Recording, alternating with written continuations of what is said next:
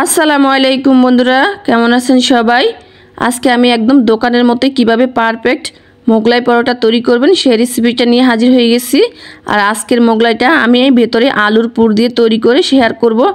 দেখুন বন্ধুরা কতটা ফুলকো হয়েছে, এরকম ফুলকো হবে আর মুচমুচে হবে। আমার রেসিপিটা দেখতে থাকুন, প্রথম থেকে শেষ পর্যন্ত দেখবেন, তাহলে বুঝতে পারবেন আমি এই মোগলাই পরোটাটা কিভাবে তৈরি করেছি।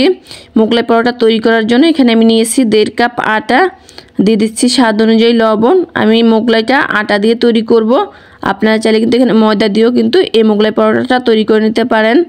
এখন দিয়ে দিচ্ছি 2 টেবিল রান্নার তেল।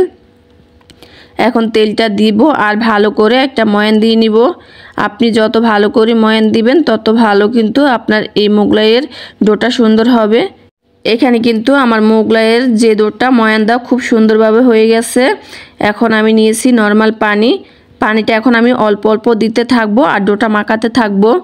একবারে কিন্তু বেশি পানি দেওয়া যাবে না, আপনাকে এরকম অল্প অল্প পানি দিতে হবে আর ডোটা খুব সুন্দর করে মাখাতে হবে। আপনার যদি ডোটা একদম পারফেক্ট হয় তাহলে মোগলাইটাও খুব সুন্দর হবে। এখানে কিন্তু আমার 1 কাপ পানি পুরো লাগেনি, এখান থেকে আমার 3 টেবিল চামচ পরিমাণ পানি বেঁচে গেছে। আর দেখুন আমি এখানে কিন্তু কিছুক্ষণ মথে নেওয়ার পর আমার খুব সুন্দর মসৃণ সফট একটা ডো তৈরি করা হয়ে গেছে। এই যে দেখুন কতটা সফট। এখন এই ডোটাকে আমরা ঢাকনা দিয়ে রেস্টে রেখে দিব 10 মিনিটের জন্য। আর এখানে আমি কিছু আলু সেদ্ধ করে নিয়েছি আর নিয়েছি একটা গ্রেটার। এই গ্রেটার দিয়ে এখন আলুগুলোকে আমি গ্রেট করে নেব, এতে করে আলুর কোনো দানা ভাব থাকবে না, একদম মিহি হবে। আর এইভাবেই করে কিন্তু আমি সবগুলো আলু গ্রেট করে নিয়েছি।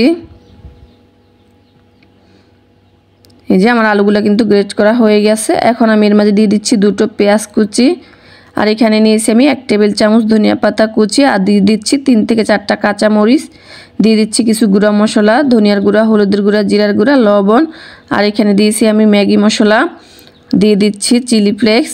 এখন সবগুলো উপকরণ একসাথে হাত দিয়ে খুব ভালো করে মেখে নেব। বন্ধুরা এইভাবে পুর তৈরি করে দেখবেন, মোগলাই খেতে কিন্তু দারুণ লাগে। খুব সহজে কিন্তু ঝটপট এই পুরটা তৈরি করে নেওয়া যায়, কোনো রকমের রান্নার ঝামেলা করতে হয় না। এখানে আমার পুরটা কিন্তু মাখা হয়ে গেছে। এখন আমরা ডোয়ের কাছে চলে এসেছি, আর ডোটা কিন্তু আগের চাইতে আরও অনেক বেশি সফট হয়ে গেছে। এখন আমি বোর্ডের উপর কিছু আটা ছিটিয়ে দিচ্ছি আর ডোটাকে খুব ভালো করে আবার মথে নিচ্ছি। এখন আমি যতটা মোগলাই তৈরি করব ঠিক অতটা পিস করে আমি এখানে ডোটা কেটে নিচ্ছি।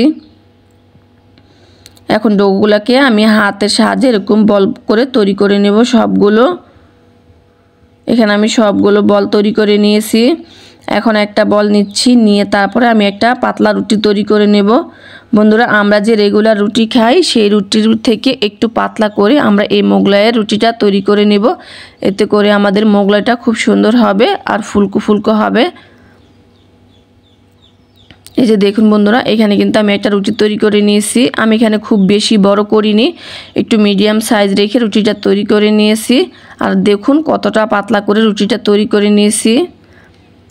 এখন এর মাঝে আমি দিয়ে দিব আমরা যে আলুর পুরটা তৈরি করে রেখেছি, সেই আলুর পুরটা দিয়ে নিচ্ছি। এখানে আমি আমার পরিমাণ মতো আলুর পুর দিয়ে নিচ্ছি,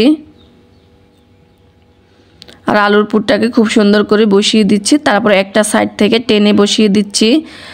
তারপর আমি কিছু পানি লাগিয়ে দিচ্ছি, অবশ্যই পানি দিয়ে তারপরে এটাকে সিল করতে হবে।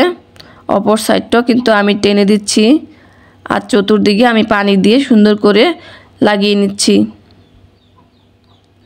এখন একটা সাইড থেকে টেনে তারপরে আমি একটা পাশ বন্ধ করে দিচ্ছি, আবারও পানি দিয়ে দিচ্ছি।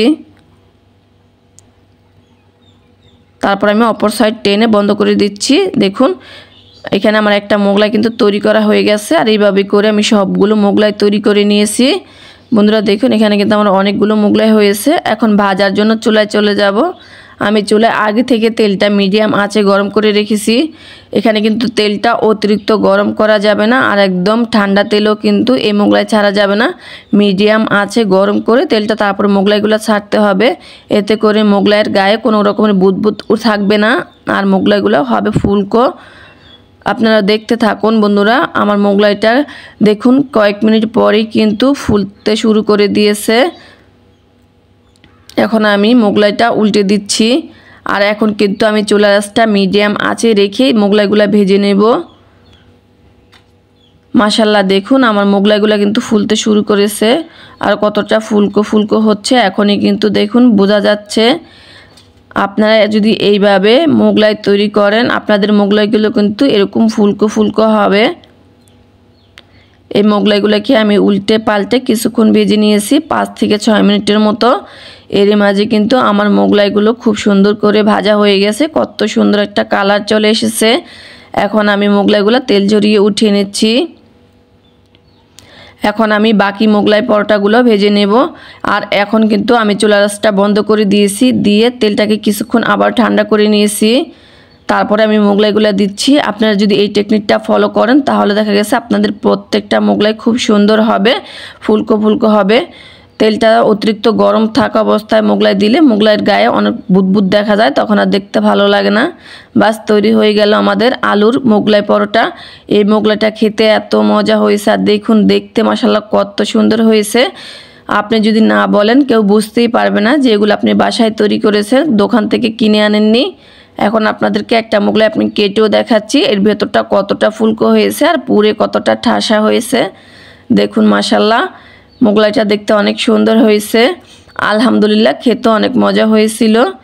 যারা বন্ধুরা লাইক দিতে ভুলে গেছেন একটা লাইক দিয়ে দিবেন, আর আমার রেসিপিগুলো ভালো লাগলে আমার চ্যানেলটাকে সাবস্ক্রাইব করে নিয়মিত আমার চ্যানেলের সাথেই থাকবেন এরকম নিত্য নতুন ভিডিও পাওয়ার জন্য।